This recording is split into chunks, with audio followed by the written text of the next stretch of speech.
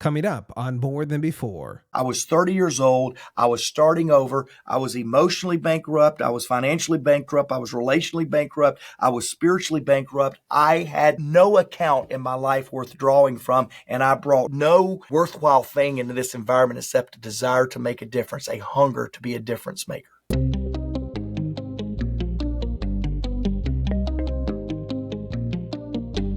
This is More Than Before with Nathan Cook. Hey everyone, welcome back. We have a very special guest today, and I'm honored to have him on the show. He is the owner and CEO of one of the largest leadership brands in the world, whose founder is one of the most prolific leaders of our time.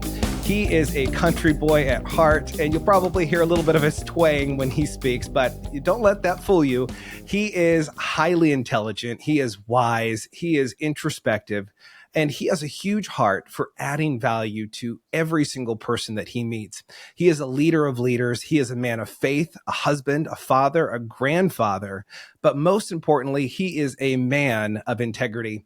Mark Cole, welcome, my friend, to the program. I'm so excited to have you on today. How are you? I'm doing incredible. About 3/4 of that stuff that you said, I'm not sure if my mom gave it to you or somebody else, but thank you for all of that. The one thing you missed is I am a friend of Nathan Cook's. And I'm going to tell you, I've been looking forward to this moment.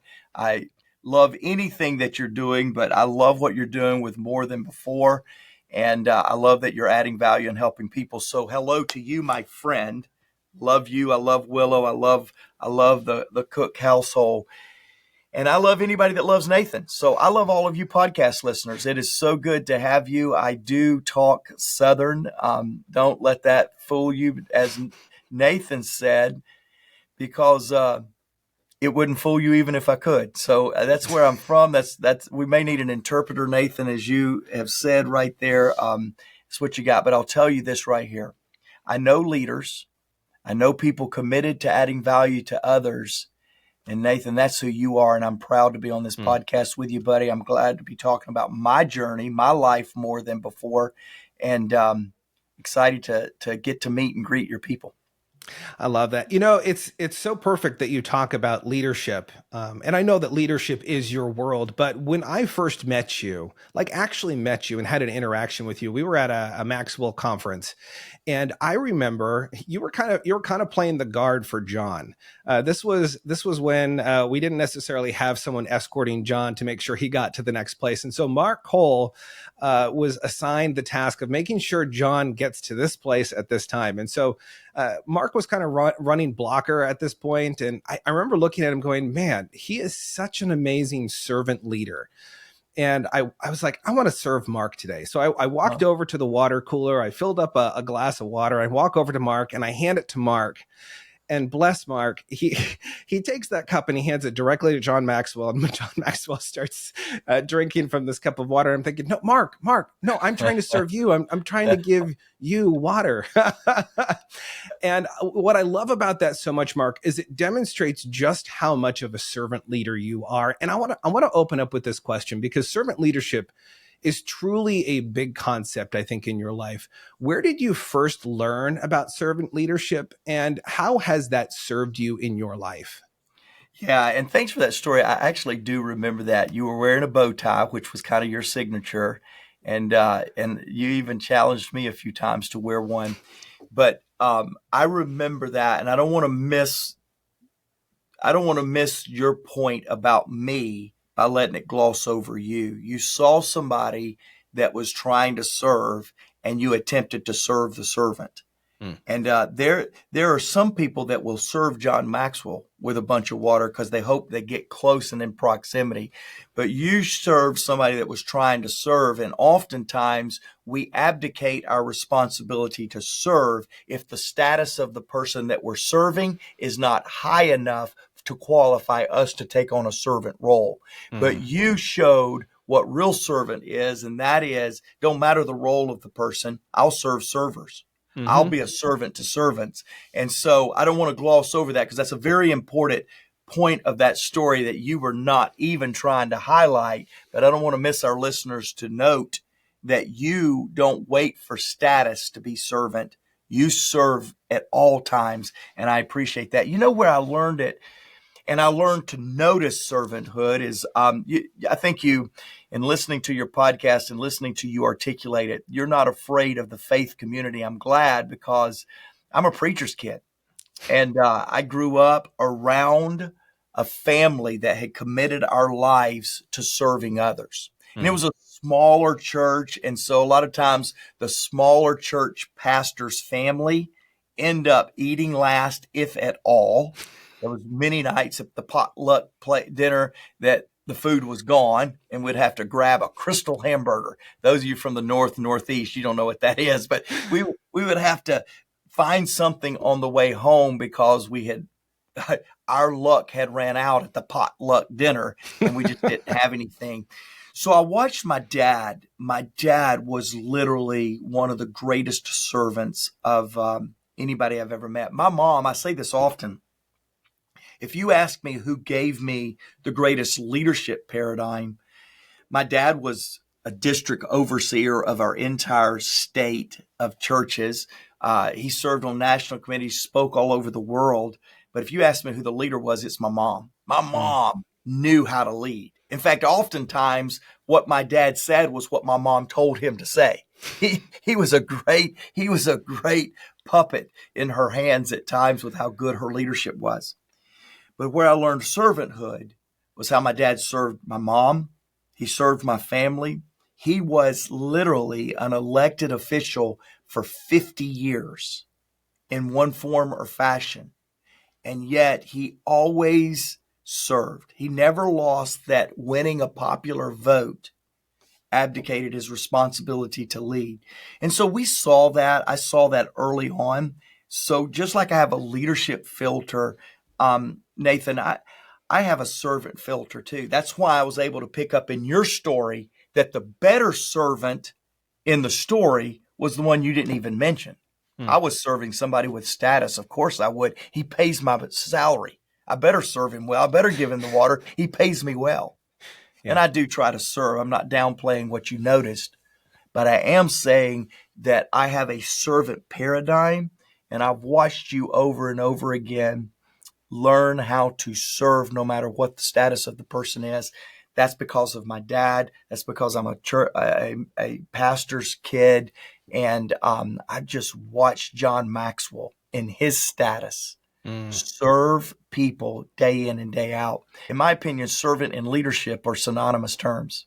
I love how you bring up that you're a preacher's kid, because there is a stigma about the PK, the preacher's kid. Yeah, there should be. They're the wild child. They're the ones that want to blossom and go crazy. I'm curious, like who was Mark Cole as a kid? Like what was your personality like? What were you involved with? What was life like when you were growing up?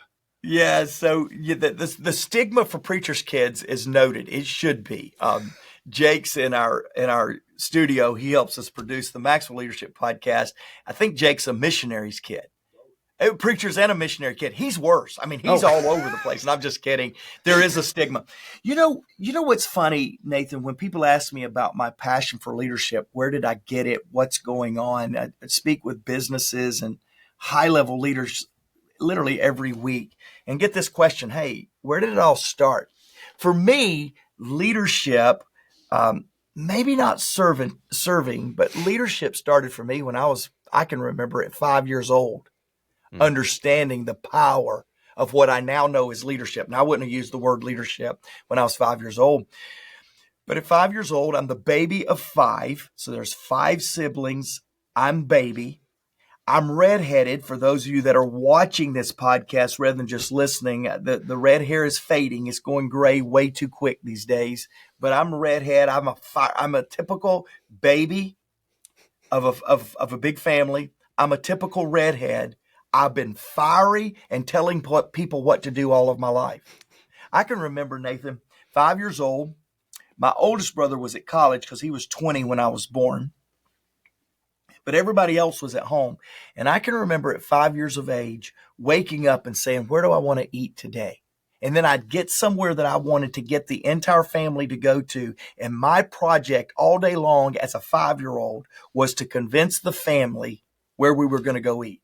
So I love to say this. At 5 years old, I knew I loved to tell people what to do. And I knew I loved it even more when they did what I told them to do. And so 5 years of age, I began to realize this desire to influence the outcomes of people and what people would want to do. My family tolerated me all of my life because, again, I'm the sparky, snarky, jerky. I was a jerk often to my older siblings because I just always had an attitude. I had a chip on my shoulder. Nathan, we talk about it all the time. If I had $1 for every time I heard, I'd rather be dead than red on the head. I've heard it all. And all of that really shaped this strong, opinionated desire to make a difference with my voice, with my thinking, with my leadership. And that just continues today. I love to shape the direction of where people are going and what they're trying to accomplish as they're going. I love that so much. The fact that you're the youngest of five says a lot, and a lot of people will look at your situation and go, oh, well, Mark was the baby of the family. He had special privileges. And while I might agree to that in some aspect or capacity, we have a very similar background, a very similar situation growing up. We spoke a number of years ago, and I remember us having a phone conversation around this.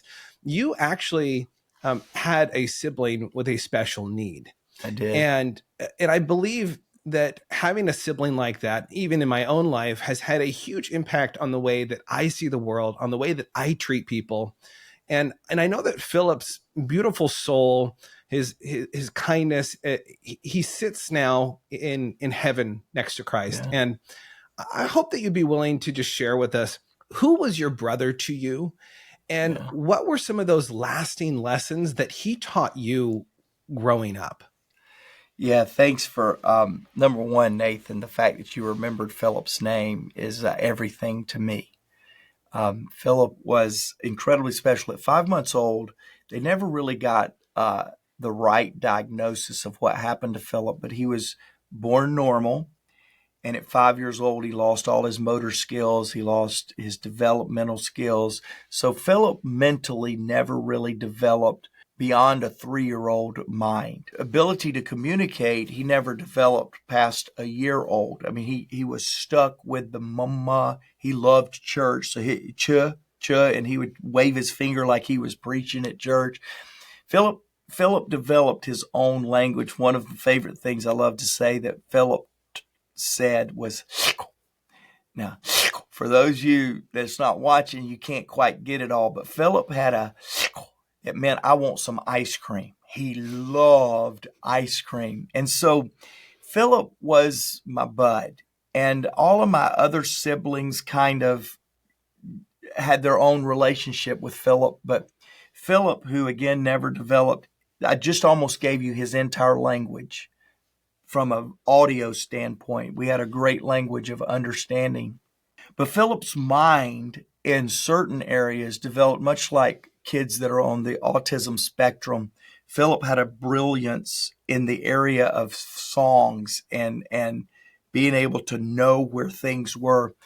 You won't remember this, Nathan. You're so young, but back in the day, before cassettes, 8 tracks and all that, we had vinyl records. You don't even know what that is. And I'm kind of teasing you a little bit, but Philip, my brother, had over 120 vinyl records that were all, I mean, we were, again, very faith oriented. And so all of them were Christian recording authors or artists. And we could tell Philip, hey, Philip, go pick out that song, a song out of 120 vinyls with 9 to 10 songs on each vinyl. And Philip would look through his list. He couldn't read. He would look through his records, 120 of them. He'd pick out the right album cover. He'd take out the record. He'd put it on the record player and put it over to the exact song. And he'd do it time after time after time. Never learned to read, but boy, he had an understanding. What growing up with Philip was, and by the way, God rest him, 5 months after my dad passed away at 84, my brother passed away at 69. Mm-hmm. And it was almost like, okay, somebody got to heaven. Now I can go get my glorified body and I can go to heaven. I'll tell you, my greatest concern is that Philip, who got to see me at my worst, is up there telling Jesus and Paul and Peter and my dad things that I really hope nobody tells me. And my chances of getting to heaven may be short because Philip got there first. He knows a lot of junk on me that he was never able to communicate here on earth. But Philip, before he passed, Philip drew up in his body, whatever his condition was, that again, we never really got good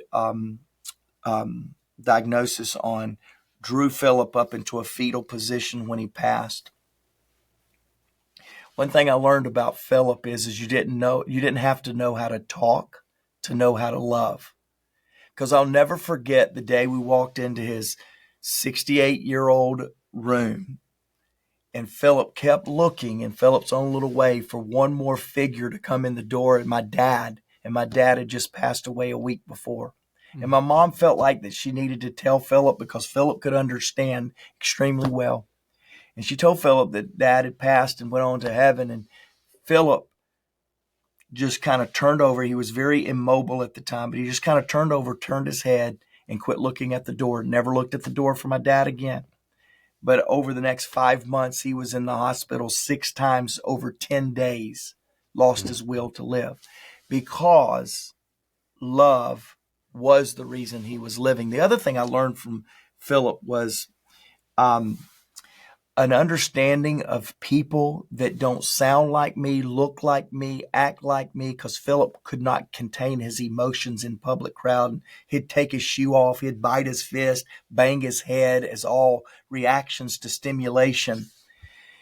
And Philip would do that, and in 30 seconds, he'd be done with his temper tantrum, as my dad used to call it, and he'd be loving everybody and laughing and just hugging people. He could switch on a dime. But here's what I learned probably the most about Philip is the ability to understand people that don't look like me, think like me, act like me, and still see them as greatly valuable. Because the times that people would look at Philip because he was obviously different than everybody else in the restaurant, in the grocery store, it would hurt me that they would prejudge Philip without really knowing him and his heart. Mm-hmm. And there was just a tenderness that came from that. Again, just the fact that you would remember Philip's name and that you would ask me about him on your podcast and let me be really kind of sentimental is a real gift. Thank you for that. And I love it because, I don't know, there's something about Philip that as I was kind of reading about him and his smile and his laugh, and just even what you've said about him today reminds me so much of my own brother. And my brother is Isaac, means laughter, is what his name means. And that's something that I find so often with people who have a special need is there is just a joy and a laughter about them when they're living life. And whether they can say 4 words or whether they can, speak with a huge dictionary, there is an incredible joy that they have of just living life and showing up. And like what you just said, not prejudging people, just loving people where they are. And I love that. And I also love the fact that you can learn, I think from an early age, we learn so much from our siblings, but having a brother in your life who has a special need, it forces you to start learning very quickly of how do you love, how do you serve other people. And you are a lifelong learner. In fact, you've had some really amazing mentors in your life. You spoke about your father. He was a bishop in the church. Your grandfather was an incredible leader. He built the Tupelo Children's Mansion, which offers hope to orphans and disadvantaged children, and has been doing that since 1953. You've been personally mentored by the #1 leadership expert in the world, John Maxwell, for years. And excluding John Maxwell, because if you want to hear some of the great leadership insights and lessons that Mark extracts from John, which is absolutely gold, go check out the podcast, the Maxwell Leadership Podcast, for that. But Mark, I want to ask you this. Who are some of the greatest leaders in your life who have truly mentored you and brought you up, excluding Maxwell? Because I think Maxwell gets a lot of press, but there are a lot of people that have helped you to build you into the man that you are today. Yeah, so I can go with the names that people would recognize here, because I certainly have had exposure to some of the greats, some great, great leaders, for several years. I think it was 7 years. Every quarter, 4 times a year, I would meet with Ed Bastian, CEO of Delta Airlines, and I would talk to him about how do I develop ability to lead a globally recognized brand. I would talk to Joel Manby, who was vice president of Saab Automotive, and then he was president of Hershen Family Entertainment, which is about 1920 theme parks, and then went and ran a publicly traded entertainment company, SeaWorld.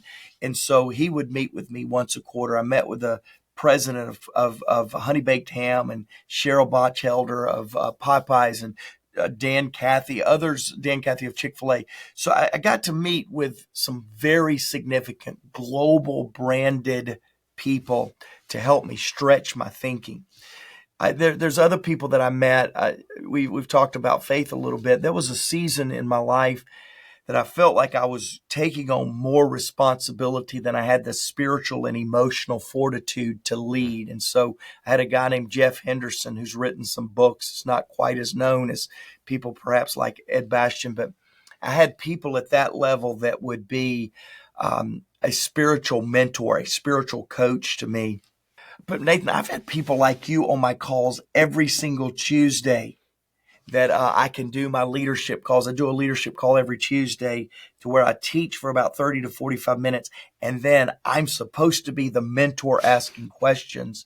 But by the time that 2 to 3 to sometimes 4 hours is over, I'm the one that's been mentored. And I've become a mentee to people in my community.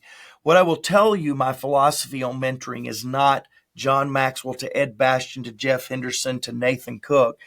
It's really about always having a posture of being a mentee. I want to constantly position myself so that I can learn and grow and apply from any environment. And that has served me well. So I'm a mentor, I'm a mentee, I'm a benefactor of almost everyone I've ever met because I try to pick something up that will help me. I mean, in this session right here, I remember Isaac's story, but it took me a minute for you to remind me Isaac's story to be able to make that link that you and I had. Man, you have just showed me. You want to know how to impact you the next time I'm with you, Nathan? Yeah. Remember Isaac's story. Remember Isaac's name, because you profoundly impacted me a few moments ago by not only asking me about Philip, but remembering his name. And so I just got mentored by you. And I have found the greatest students are the one that's always ready. There's a quote I wish I knew who to attribute it to because I use it all the time. When the student is ready, the teacher appears. And I think when the mentee is ready, the mentor appears. So I've been mentored by some great, great people, but I see mentorship more as an opportunity to learn to pick up something that I currently don't have than it is to be in proximity with greats. Because again, God's been really good to me. I've been around a ton of great people, had dinner with 4 U.S. presidents, met with 7 country presidents this year already. I get to be around because of what I get to do. Some really great people that if it was all about name dropping, I could do it. But to me, it's not about the greatness of their name or their accomplishment. It's about what they're learning right now or what they have learned that will help me in the season that I'm in. And that's how I try to look at some of the people that I've had exposure to. I love that so much because I think it might have been Stephen Covey who said, I can learn something from everyone. Yeah. And it really is a posture that you have to have going into anything, that you're not the expert at anything. In any room you walk into, you want to be the person that is constantly learning, and we both have a mentor that has done that throughout his entire life that we've been able to pull those lessons from. And I love that you live this out truly, Mark Cole. You are in front of some amazing people. In fact, I always want to ask you this question. I have, similar to you, I've been around some pretty amazing people in my life. And there are moments where I look around in the room and I think, why in the world am I here? Yeah. Like, did someone get the wrong Nathan Cook? Did someone get the wrong Mark Cole? Like, did someone not read my pedigree? Because it's not, I don't feel like it's up to the par of a lot of people.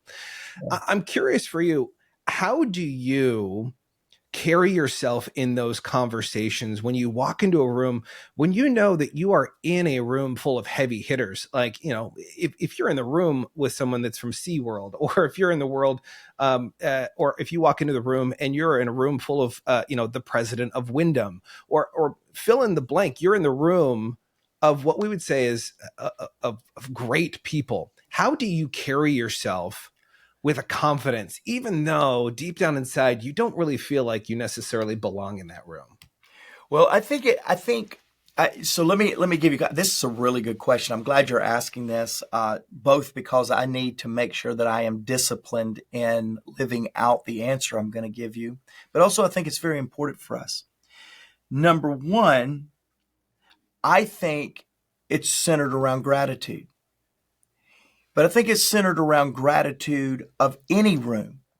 I believe I should be just as thankful to be right here on your podcast with you, speaking to somebody I may never meet, than I am the podcast I recorded earlier this afternoon to Maxwell Leadership Podcast, which has crazy amounts of downloads each and every week. I'm just as honored right here, right now to be with you, because I'm going to speak to somebody here I don't know, just like I did an hour and a half ago to another podcast that I happen to be the host of. I happen to be on it I'm on it more than John, because I do all the interviews with the non-Maxwell content that we do. I'm blown away. I can't believe that, Nathan, you would invite me into your environment that you've worked hard to grow and build, and you would trust me with a microphone on your stage, communicating to your audience, speaking in your podcast. No less grateful for this moment than I am the moment that I had a while ago. So I'm very thankful for the moment a while ago. I am more prevalent on the Maxwell leadership content with millions of downloads than John Maxwell. I'm blown away. I'm no more grateful than I am for this opportunity, though. So I can get awed by the magnitude of an opportunity, but I always use every opportunity and lay it on the foundation of gratitude, which keeps me humble, by the way. The second thing, so first know this, there's not a room that I walk into that the stature of the person of this room compared to the stature of the person, success of the person in this room makes me any more grateful. I'm grateful, period.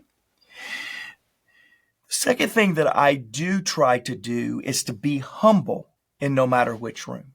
So gratitude a lot of times leads to humility, but here's where it's different. Grateful, I can't believe I have the opportunity. Humble, the opportunity could be taken from me at any point. I've seen people come and go, Nathan, as you have. I've been around leadership enough to know that being relevant today should be met with as much gratitude and humility as being irrelevant yesterday.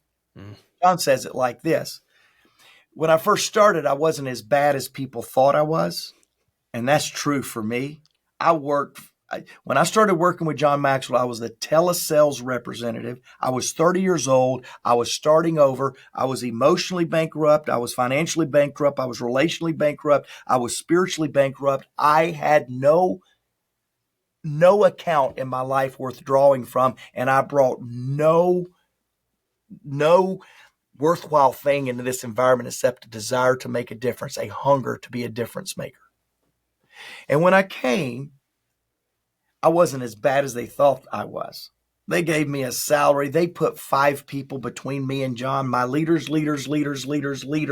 reported to John. And every one of them were younger than me and was running a budget smaller than what I had just ran 6 months before. And yet, I would tell you, I wasn't as bad as they thought it was. But today, Nathan, I got to tell you something. I'm not as good as people think I am. Somewhere in the middle of all of that keeps you grounded, that no matter what room you walk in, rooms with presidents sitting right by our former president, George Bush, 3 or 4 years ago at dinner for hours and hours. Somewhere in the middle of that, realizing I'm not as good as people think I am in some environments, I'm not as bad as people think I am in other environments, keeps me grounded where I need to be. So I lay a foundation of gratitude and humility when I walk into any room, including the great rooms I've been in. Mm. Now that I've said all of that, when you walk into rooms with players, people that are successful, people that want to make sure that they make good use of their time, they're surveying the room and saying, should I spend time with her? Should I spend time with him? Two things I think you must do. You must walk with confidence. I should be in this room. Not I deserve to be in this room, because very, very few rooms do I deserve to be in. But I should be in this room. This is a room I should be in. Carry yourself with confidence, because people are drawn to it, to confidence. I've walked into rooms before and people just went, hey, you're walking with an air of confidence. What do you do? I want to know, because I'm walking into the room confident I should be in the room. The second thing that I would tell you is be interesting. Find a way to be interesting. Now, you know, the best way I know to be interesting is be interested. Mm.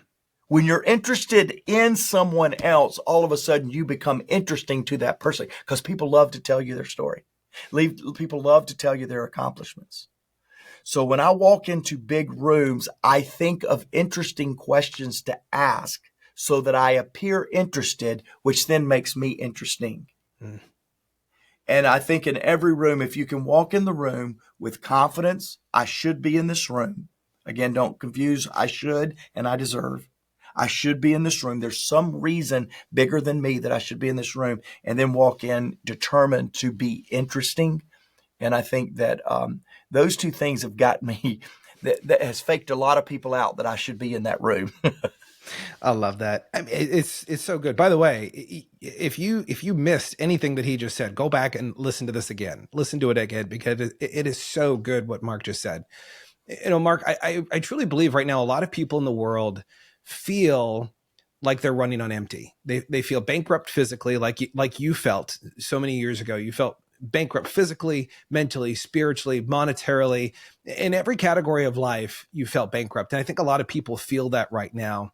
And there was actually a point in your life where, man, it just felt like there was no way forward.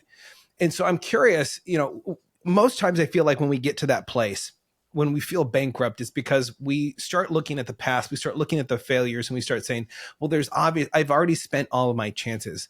I'm curious for you, what did you do to overcome the identity of your past and your failures in order to forge a new journey of growth forward? I look back, such a good question of how you get over your past so that you can move forward. Where I thought you were going was, how do you rest? How do you make sure that you come from a place of rest? And a whole conversation on that we can get into if you want to. But I think you have to come from a place of rest. Now, that's where my mind was triggering as you were asking that question. But I do think you have to come from a place of peace, a place, I like to say, palms up. Mm. You're just like, okay, I do have a past. I have a past that I don't know how to reconcile it and look forward to the future. But I'm going to tell you what I'm going to do first. I'm going to quit holding tight to my past, and I'm going to do the same posture that I try to do with the leadership I've been given now. I did the same thing with my past, and I said, okay, I'm not going to hold it. If it falls out of my hands, if God takes it out of my hands, if people want to take it out of my hands and beat me up with it, or people want to take it out of my hands and throw it away and say it doesn't matter, I'm not holding on to it. You get to choose if you hold on to it. But I'm also not going to act like I don't have a past that bankrupted me. See, we're living, you really dealt with about three things in that question that are pathways I want to go. We live in a world right now, call it post-pandemic, call it whatever you want to. We live in a world that people are emotionally bankrupt. In fact, they've already faked themselves out with buying. All the spending we were doing post-COVID with all the free money that was out there made us attached to possessions. And so we gave up our sense of worth in the hope of anticipating acquiring something that would give us worth. Well, then that's kind of like 3 days after Christmas. Your grandkids can't even remember what they got for Christmas because they're bored with it. Well, we bought things and boats and houses and different stuff and did all of that to where now we realize how empty that is. And we are more emotionally, mentally bankrupt. Our capacity is lower than it's ever been. Mm. I think because people then try to replace that with the lies of their past and define themselves in those low moments with other low moments, we have created this emotional capacity crisis that I'm watching leaders quit, give up. They're basically going into quarantine from difficult environments. Mm. We went into quarantine when we got COVID, when somebody was around, when we got exposed. We did contact tracing.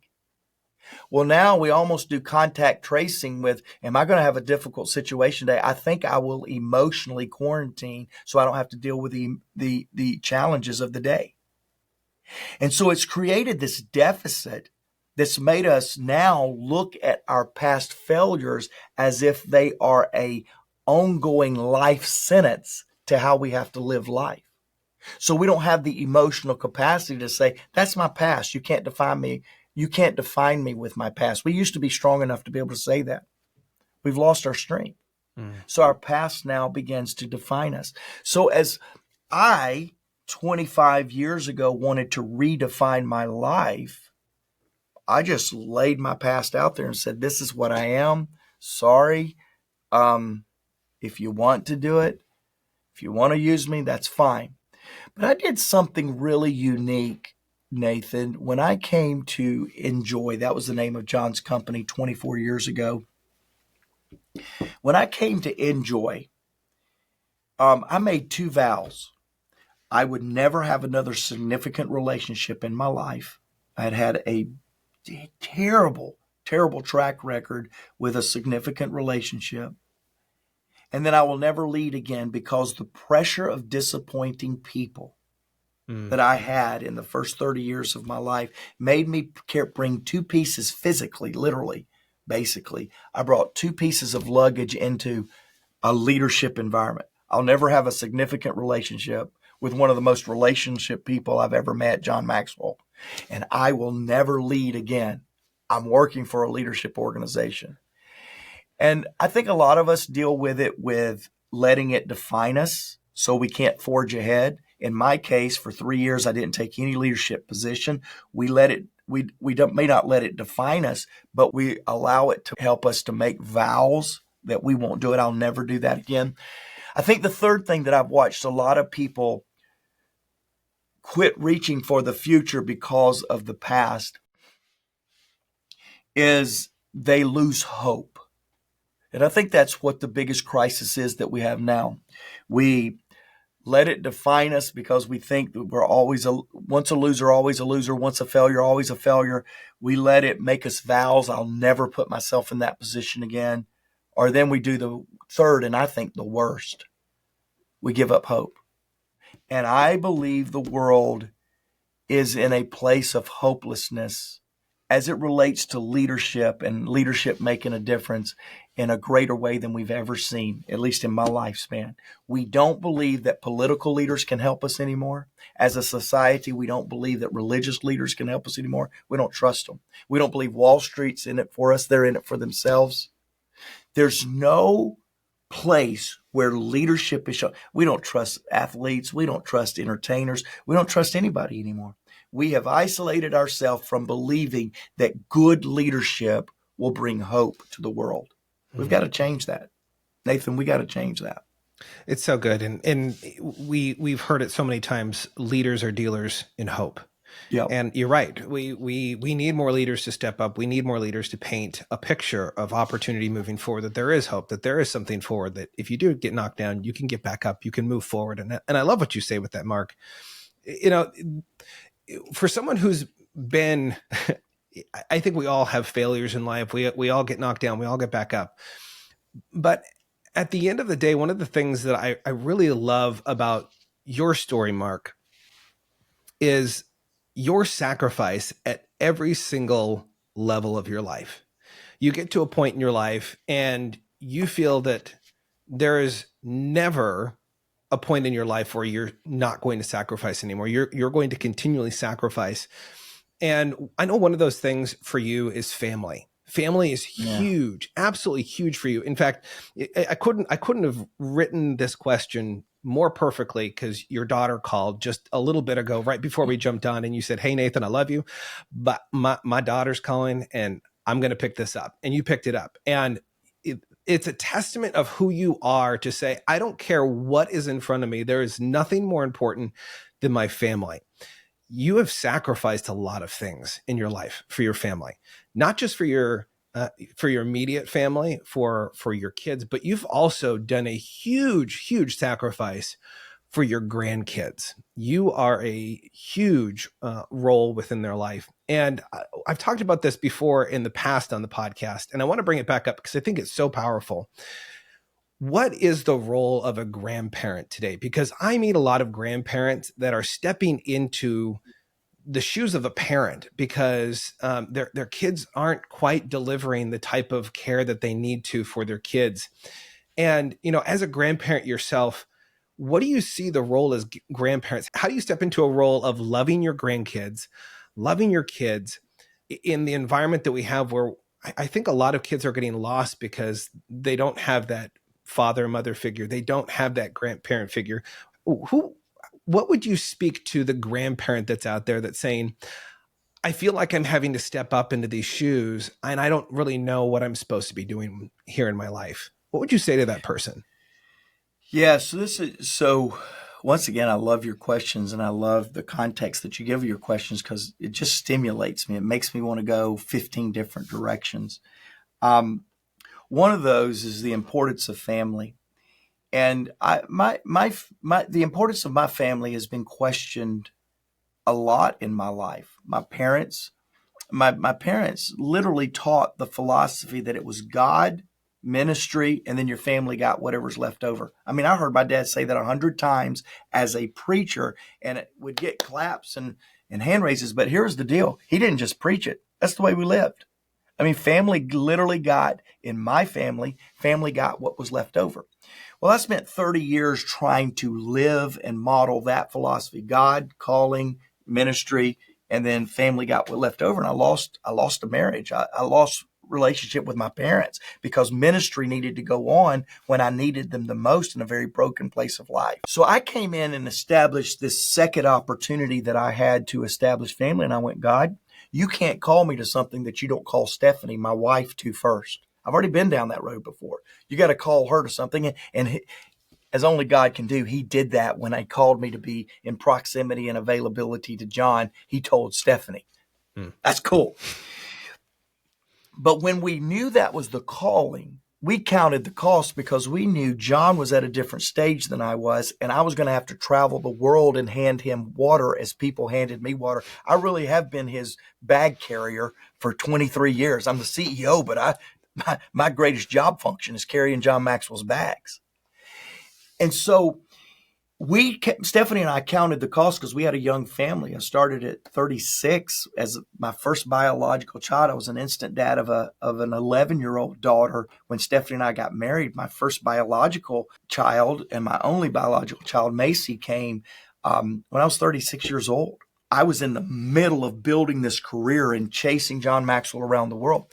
My value system of family has been under scrutiny from a lot of people because I travel a lot. But Stephanie and I have worked hard to make this a family assignment that I'm on. Worked hard at it, which means when Macy, my 12th grader, calls me in the middle of the day when I know she's getting college acceptance letters, I look at Nathan and say, hey, before you start the podcast, bud, my daughter's calling. I've looked at John Maxwell and said, man, that's a good thought you're giving me right now, but Stephanie's calling. Give me just a minute. Because we have to do certain things so that other things are possible in our life. One of the things we're having to do right now, you ask about grandparenting. Our oldest daughter is going through some serious, significant, emotional, spiritual crises, not crisis. There's crises going on. And so in January this year, a year ago, Stephanie, my wife, and I became legal and physical custody of our 4 grandchildren. Mhm. So now I have a 12th grader, Macy, mine and Stephanie's daughter. I have an older daughter that's really trying to rebuild and figure life out. In the meantime, I've got a 10-year-old, a 6-year-old, a 4-year-old, and a 19-month-old that are in our house every single day, every single night. Family, counseling, school, feeding. We're at mid-50s raising 4 children. And Macy, who's raising all of us as a senior, because seniors know everything. Here's my point. That doesn't make me a hero. It makes me a family man. My family needs me. Don't give me a star. In fact, the only star that's qualified in this whole situation is my wife, who has always been my hero. She's now my superhero. And that is an understatement. Stephanie Cole is my superhero, but don't even call her a hero, because she has her perspective on life, because 45, 50 years ago, her grandmother raised her Mm. in a difficult time in her life. We're just paying forward our blessings. We have so many blessings. We have enough capacity that we can help 4 little children really have constant love and constant care. That's what grandparenting means to me. Some of you, grandparenting means I just had my family over for Thanksgiving and I fed them turkey and I sent them back home. Well, be a good grandparent. My grandparenting days is being called mom and dad. Not really, we don't let them call us that, but it's being a true mom and dad to 4 little children that need us. And we have the capacity to do it. We have the blessings in our life to be able to do it. See, grandparenting, I believe, is no different than parenting. It's no different than leading. It's sensing a problem, doing inventory of what we have that we can address the problem, and then giving it all so that the problem can be solved. That's what we're doing as grandparents, but that's no different than what the rest of you grandparents are doing. You're doing what is needed to be the best for the people God's given you stewardship of. Mm. I love that answer, Mark, because I love the fact that you say, don't look at me as a superhero. Don't look at my wife as a superhero. You know, we're showing up. In fact, I think that's how a lot of people feel. A lot of grandparents, a lot of parents that are in the throes of life, they're looking at it going, I'm not sure if I'm going to survive through this. And I hope you hear what Mark's saying. When you show up, the world looks at you and thinks of you as a superhero. Like, everyone from the outside is going to see you as a superhero, not because you have superhuman powers, but it's because you show up when others aren't showing up in the capacity that they need. And so I think that's one of the really powerful things about you, Mark, is you see a need and you show up. Yeah. And can I say one more thing on this? Because I started to, and then when you responded back like that, I want to say something about that. In the state of Georgia, that's where I'm from. If you can't tell where this Southern came from, I live in Georgia. I grew up here. I worked hard to learn how to talk like this. In the state of Georgia, just like there is in 14 other states in the United States, during COVID, states quickly passed an Extended Family Care Act. An Extended Family Care Act is where other interested parties in a family, in our case grandparents, can step in very quickly and become legal and physical custody of children to save them from going into the system and becoming a number. Mm. And so it used to be, to do what we're doing, it took months. It took a bunch of agreement. Everybody had to come together. The adult kids, the parents would have to go under a lot of scrutiny and evaluations and all this kind of stuff. What happened in COVID is what happens in leadership. People silently quit. Parents silently quit parenting their kids. And it was such a pandemic within the pandemic that states had to respond, like the state of Georgia, so that we could step up. Now, we as grandparents have a couple of options there. None, do nothing. 2, do something but judge our adult children that can't provide. Or 3, realize that even our adult children are impacted negatively by all of the things we went through in the pandemic. I give more understanding to leaders in my company that silently quit than I give to my daughter, who has silently quit for a season of her life, revoke my leadership license, because if I can extend grace in a corporate setting to a leader that has silently quit because they're emotionally going through something, shouldn't I even much more extend grace to my family that are going through some of the same traumatic responses to a post-pandemic world? And grandparents that are out there, or parents that are having to step up for another parent that's not kind of doing their thing, just be thankful you have the capacity to pay it forward and extend it. Don't spend all that time trying to judge and condemn and challenge people. Step up and be what needs to be done. And in our case, our grandkids are responding wonderfully. They're loving life right now. And last night I played Madden 24 because my 10-year-old grandson, that's what he requested for his birthday. And I was down there learning how to own him in Madden 24. And I did beat him. I've never beat him in Madden 23, 22, 20. I didn't beat him. I beat him last night. I like Madden 24. Secretly, no one knows that Mark actually bought the game like a month ago, and he's been playing it just. The secret's out, Nathan. You had to go anything there, you can do to get a leg up on your grandkids. I love that so much. Mark, I have absolutely loved time together. It's been so amazing. I want to thank you for joining me today, sharing your story. I have one more question for you before we wrap up here. But before I do, I want to encourage all of you who are listening to go and check out Mark and Maxwell Leadership, what they're doing in the world. You can follow them on social media.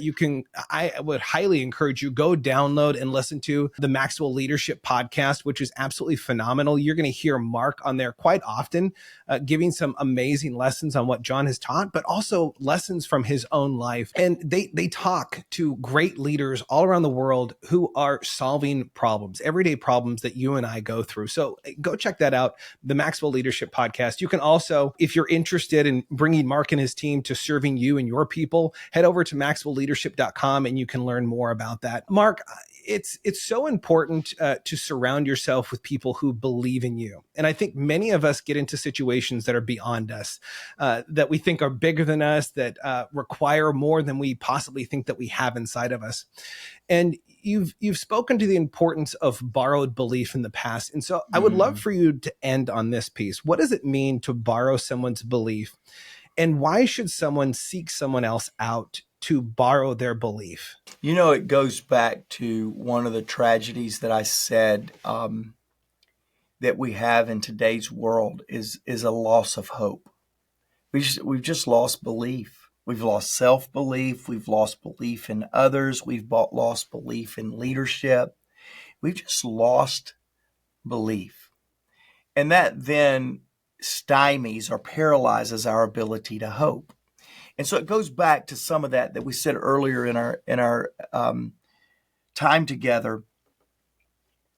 But I can remember, Nathan, you will remember this. I mean, you were around when John Maxwell looked at me and he said, Mark, for you to really be believable in carrying my legacy, being a successor to me, he said, you've really got to learn how to communicate on my stage.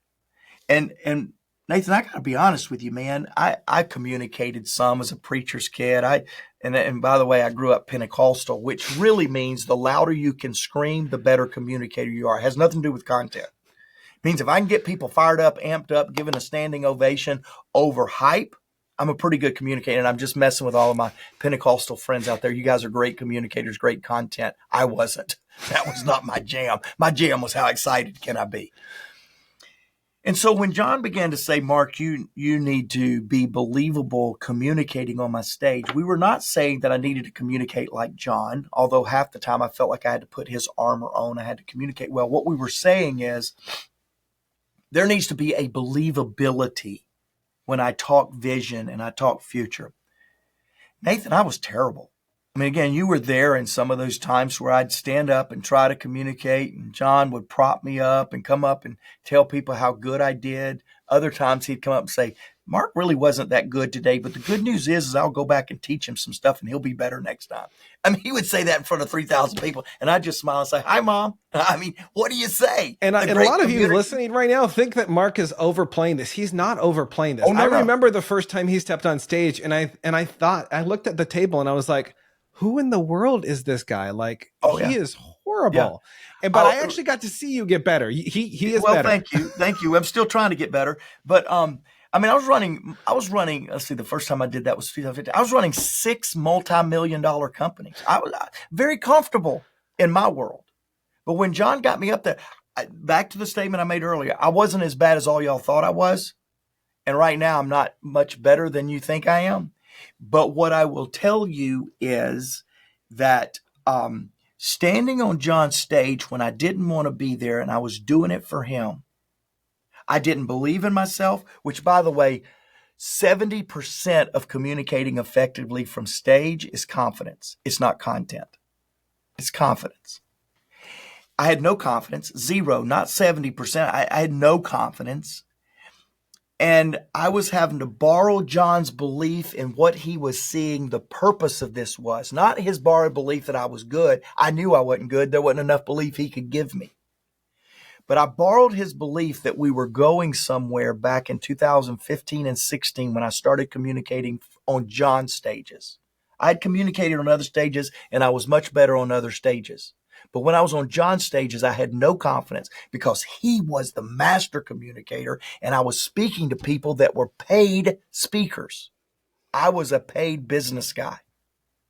My confidence was not because not being good. My confidence was not because of a stage. My confidence was being on Maxwell's stage.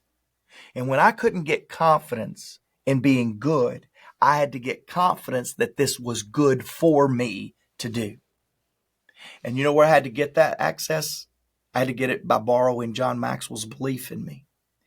Now, I could go much longer in the story, but I think I've illustrated it. Here's the point. When you don't believe that you should be in an environment, when you don't believe that you should be leading what you're leading, when you don't believe that you're a good parent, you need to find a source that does believe that you are, you can be, or there is a purpose to not being. And then you need to borrow that belief. Because I wasn't ever believing that I was going to be a John Maxwell communicator. Wasn't, am not, will never be. That's not my lot in life. But I knew John saw something about my ability to communicate from stage that I had to overcome. And the only way I could overcome was believing that there was a bigger purpose than being a great communicator to me standing on the stage. Some of you are wrapping up 2023 and starting 2024. And you have not succeeded in a certain area because you have not found a belief source. You've not found a place to foster confidence. And I would just tell you, you need to pause this podcast. You need to slow everything down. If there's only one takeaway I can give you, you need to go on a quest to find confidence in this area that's holding you back. And it's probably not going to be within you because you've been trying that. You've been faking it till you make it, and there's no such thing. I know that's a cute little statement. It's not true. You can't fake it till you make it. You got to believe it, and you've got to keep borrowing belief until you get there.